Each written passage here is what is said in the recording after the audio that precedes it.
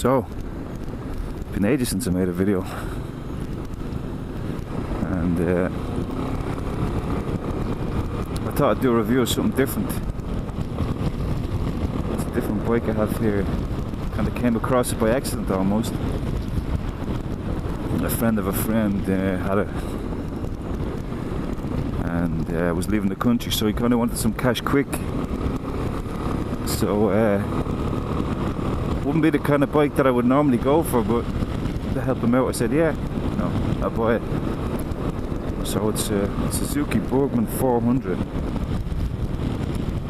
and I have to say I've been riding it on and off for the last 12 months, and it's quite impressive. It's ideal for anybody, you know, if you're commuting in and out of the city. It's man, it's so handy. No gear change, plenty of power, it's comfy, wind protection. Has a lot of pros, and it would make you think. I mean, you know, you can't really categorize it towards the likes of a sports bike or something like that. It's completely different, but Jesus, I've been impressed. That's all I can say. The more I kind of drive it, the more I kind of like it.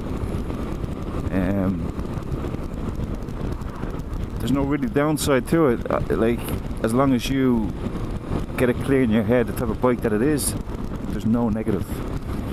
You just don't have that rider involvement that you do with a normal, you know, say a bike with gears or a sports bike. Or it's not that kind of bike, but for getting around and seeing the country or for commuting, it's unbelievable.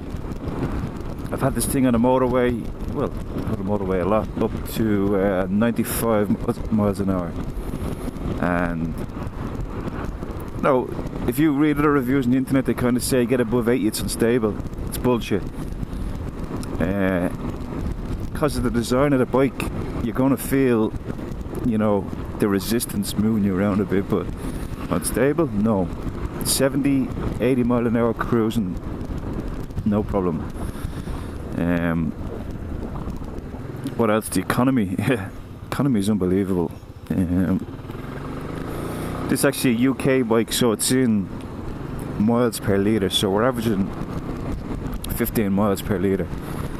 I think it's a 14.5 litre tank, so you're looking at about 200 miles for a small tank size. Now that's, I don't really drive, you know, I drive the bike normally. I don't screw it, but I don't baby it either.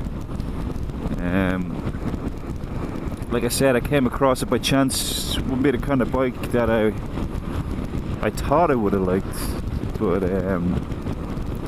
it's a 07, and I bought it last year, and I had 67 miles on it. 67. So basically, the guy had bought it, and for various personal reasons, he didn't use it, and it was just left there in the garage. And you know, he was of the mindset that he was going to get back into biking, and each year would come and go.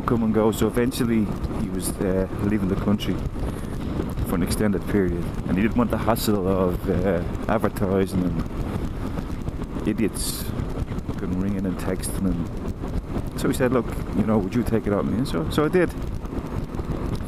I initially bought it, and I said, look, you know, I'll drive it for a month or two and I'll sell it on. That was over a year ago, and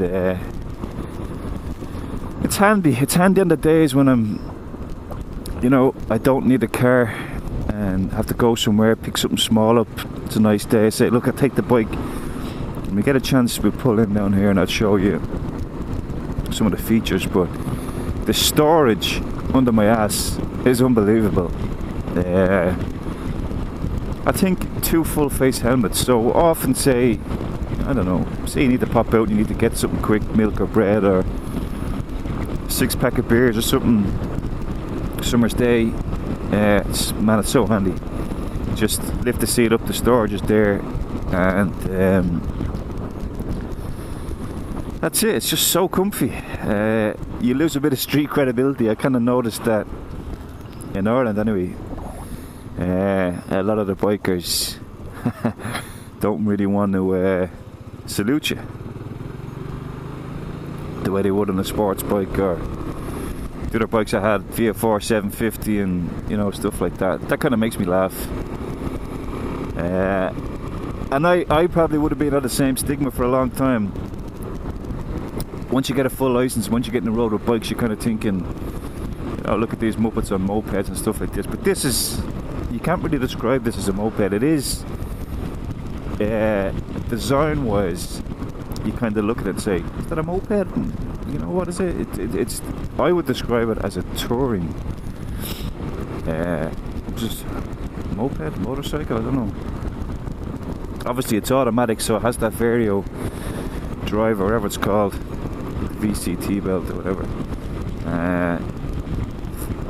Plenty of power. I mean, you're going to beat most cars off the line. Obviously, we're talking about bikes, we're not in the same category, but in this day and age, anything that's going to have you cruising at 80 mile an hour in comfort, what more do you need? 80, 90 mile an hour. You're not going to need more. Also, the pillion seat in the back is massive. Now, my missus is not really a fan of the fair Irish weather, so she doesn't really, I don't think she's been on this actually, but if you're that way inclined, again, another pro, if you're into touring, I mean, you'd fit a lot of stuff under that seat for overnights or a couple of nights or whatever. That dude actually nodded. Surprising, but overtaking, you know, you gotta wind it up a little bit. You gotta make sure you have a bit of room, but it does the job. And it does the job. Like I say, it's one of those bikes, the more you ride it, the more you kind of want to ride it, and you're thinking, for me, the downside of the sports bikes, and everybody's got to admit this,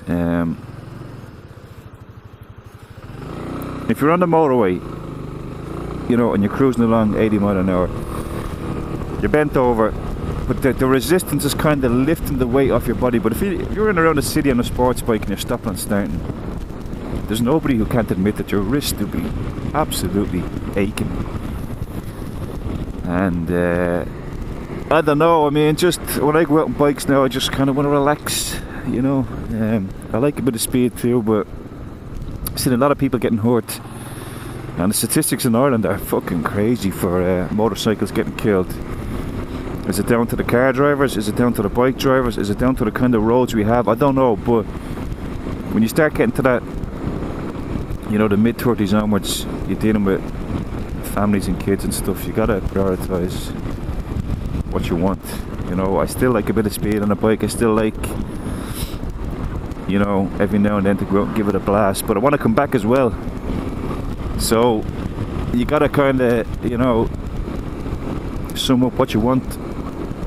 But anyway, yeah, back to this. I mean, any time at all when I'm considering another bike, straight onto YouTube, you check out a couple of reviews and you get a feel for it. So that's why I'm doing this. Whether or not I'm going to keep this bike long term remains to be seen. But I haven't got the GoPro out in a long time, so I said, right, I better get it going. Now this is my old helmet, so I don't know what the sound is going to sound like. Hopefully you can hear me, but we'll put it down here and we'll take a look at it, see what you think.